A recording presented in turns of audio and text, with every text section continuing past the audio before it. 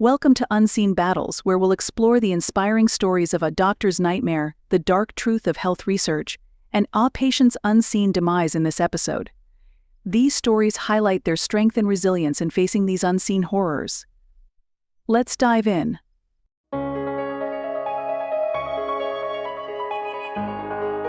In the sterile corridors of a hospital, the air is thick with the ghosts of past mistakes. Tonight, we delve into the haunting memories of a young doctor whose errors have left indelible marks on her soul. Her first scar appeared when she was just 8 years old. A playful summer day turned into a nightmare when a slip near a boat propeller left a deep cut.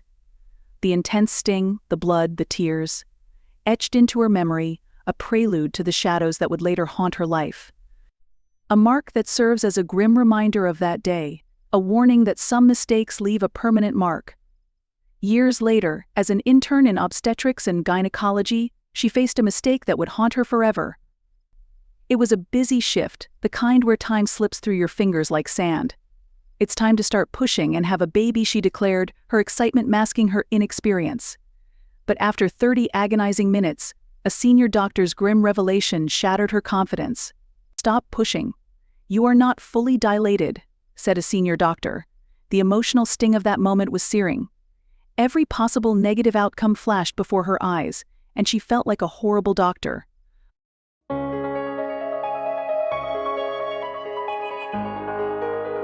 As her patient underwent an emergency cesarean section, she sat in the dark, drowning in self-doubt and guilt. "Was it my fault? Could I have prevented this if I hadn't misjudged the exam?" she asked herself. It took time, but she began to share her story with colleagues, discovering they too bore scars from their own mistakes. Scars that, like hers, shaped their practices, made them more cautious, more empathetic. Yet these stories are rarely shared, hidden in a profession where perfection is demanded. From her mistakes, she learned invaluable lessons. Incisions made one layer at a time, fluid orders double-checked, and ultrasound readings scrutinized. The pain has faded, but the lessons remain, making me a better, more careful doctor. In a world where mistakes are hidden away, she chooses to reveal her scars, hoping to create a culture of openness and learning. Because in the shadows of our past errors lies the light of a better future. This is her haunting. A tale of mistakes, scars, and the relentless pursuit of excellence.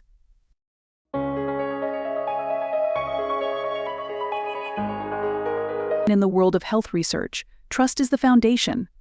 But what if that trust is shattered?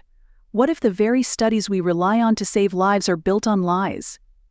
For decades, the widow of a respected researcher has been haunted by the specter of research fraud. It's a terrifying thought. About 20% of clinical trials might be fraudulent. A respected professor once revealed this disturbing truth, suggesting we should assume research is fraudulent until proven otherwise. This isn't just an unsettling idea, it's a glimpse into a much darker reality. Imagine reading about a new treatment, only to discover the trials never happened. The lead author? A ghost. The co-authors? Unwitting pawns in a web of deceit. One professor trusted the results of a systematic review, only to find out the trials were fake. The journals published these lies without question. The scale of the problem is enormous. Researchers found many trials from certain countries were filled with false data. The numbers were staggering: 100% fraudulent. In some cases, these zombie trials are everywhere, lurking in prestigious journals, pretending to be legitimate research. They are the undead of the scientific world, haunting our trust.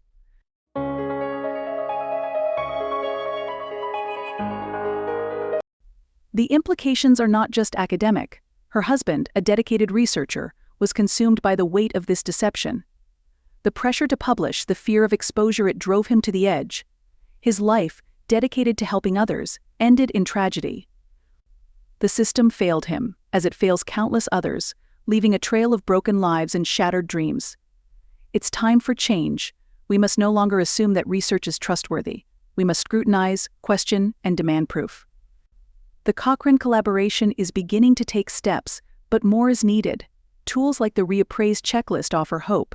They help us identify fraudulent studies, ensuring that what we read is reliable and true. The echoes of betrayal reverberate through the halls of medicine. Doctors make decisions based on these fraudulent studies, risking lives. patients trust treatments that may be built on lies, facing consequences that could be fatal.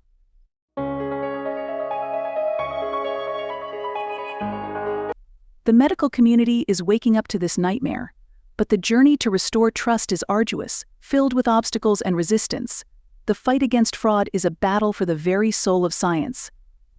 The fight against research fraud is ongoing. We owe it to those we've lost and to the patients who suffer from fraudulent treatments. The darkness of deception must be exposed, and only through vigilance and integrity can we restore trust in health research.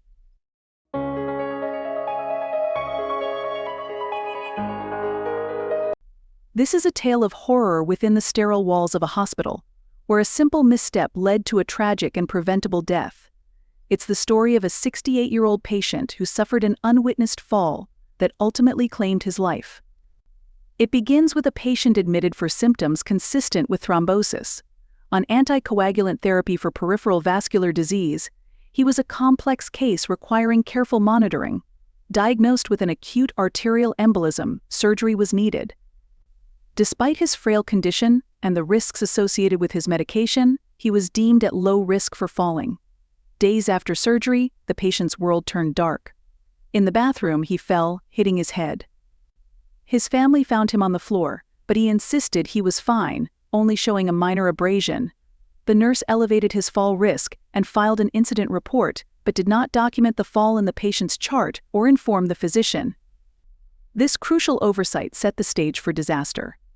As the night fell, the incoming nurse was oblivious to the earlier incident. She noted the patient was responsive throughout the night, but then she found him unable to speak and immediately called for help. A head CT revealed a massive hematoma. Emergency surgery was performed, but the damage was done.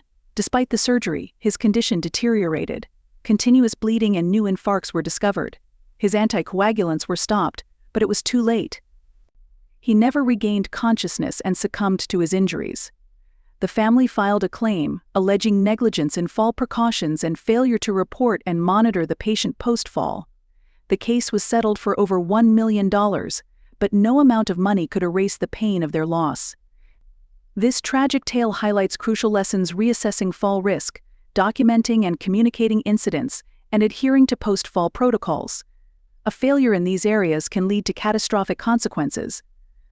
Each step is vital to ensuring patient safety.